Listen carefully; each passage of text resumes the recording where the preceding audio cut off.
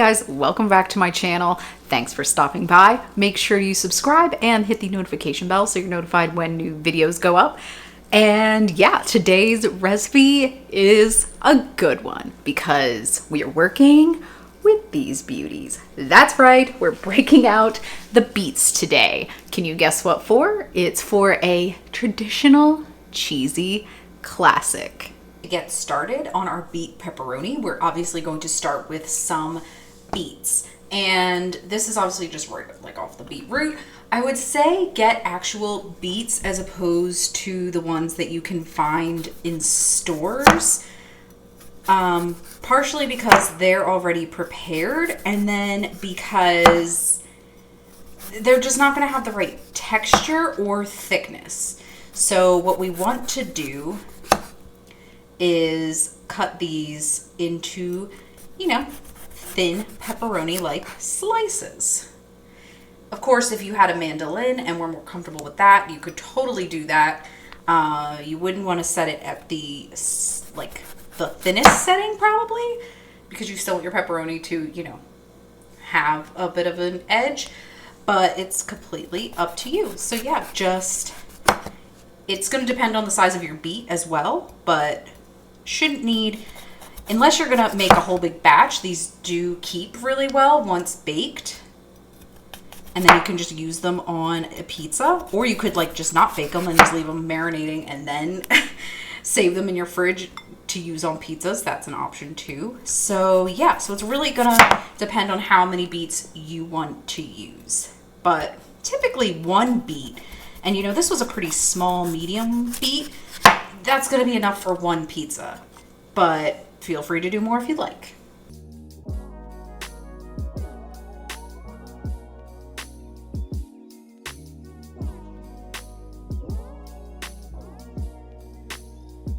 Now, we've got our sliced beets in a bowl, and what we're going to do from here is marinate them. So it's a pretty quick marinade.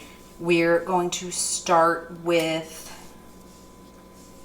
a half a teaspoon of oregano, half a teaspoon of paprika, half a teaspoon of smoked paprika. If you don't really want that smoked taste, feel free to omit that and just do a full teaspoon of regular paprika. We're going to do half a teaspoon of garlic powder, just a pinch of pepper, pinch of salt. Now, depending on how hot you want your pepperoni to be, add red pepper flakes to your liking. I like mine, to have some spice to it, obviously. And then, again, to make this, like smoked meat, we're going to add a teaspoon of liquid smoke.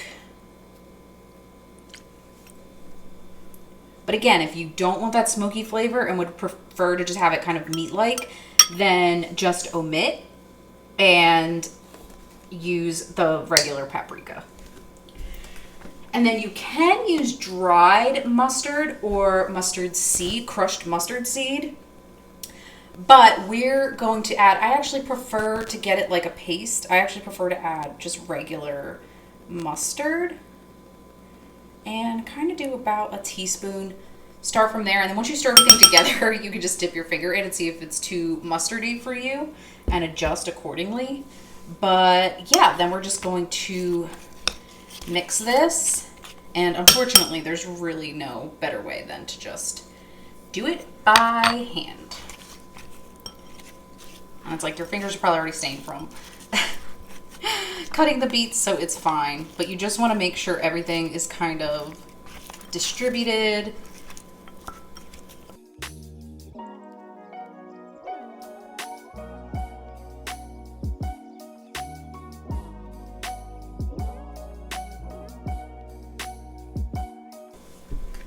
All right, and those are our pepperonis to be baked. So we're going to now get them on a sheet pan and bake. Well, partially bake if you're going to be directly adding them to pizza. Or you could stop here, cover these with plastic wrap or whatever, put them in your fridge to just continue soaking all that goodness up, and then bake to your needs.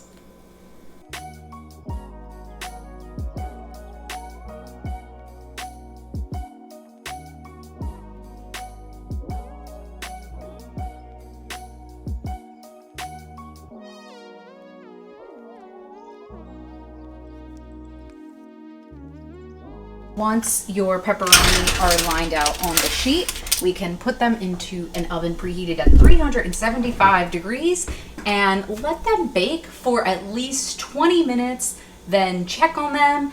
And yeah, after 20 minutes, if your beets are still pliable, you don't want them to really get crispy. Of course, some of them just will because they're, depending on how thin you slice them, but for the most part, you want them to still be pliable. Like, it can still press in, because like I said, if you're going to immediately put them onto a pizza, you want them to finish baking on the pizza instead of getting like so super crisp like the other half of this one, like how that one's brittle, which is fine. It's still going to be delicious, but for the most part, you want them to still be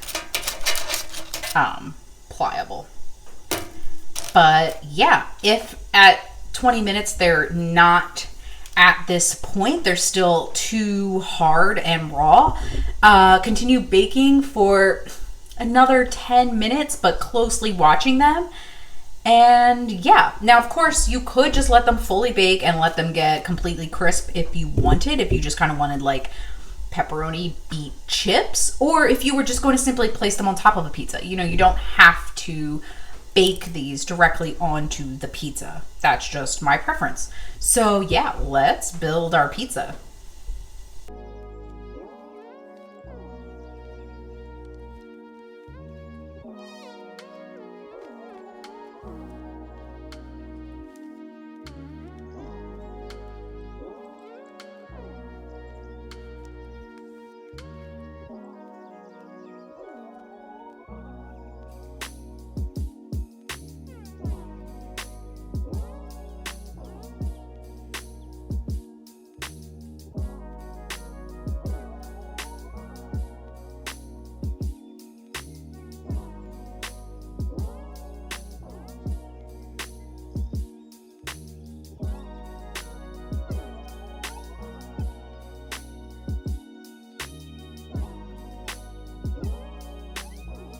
All right, guys, that is it. This is our finished pizza.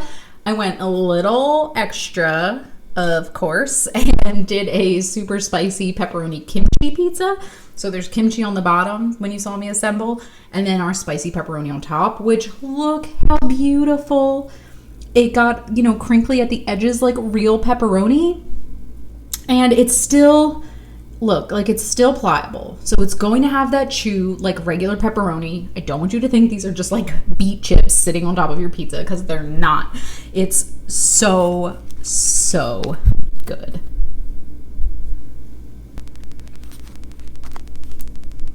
This beet pepperoni is just, I love it so much.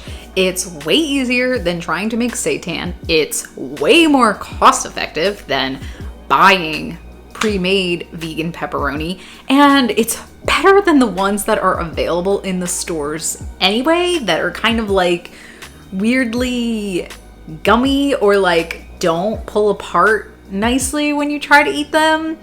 So yeah, this beet pepperoni though, it's got the chewiness. It's got the, like, I want to say like not smoothness, but like still like a bite to it. And then the seasoning on it, it's really good. I hope you will try it. If you do, please let me know down below in the comments. And yeah, I hope you enjoy this recipe, and I will see you all next time. Bye.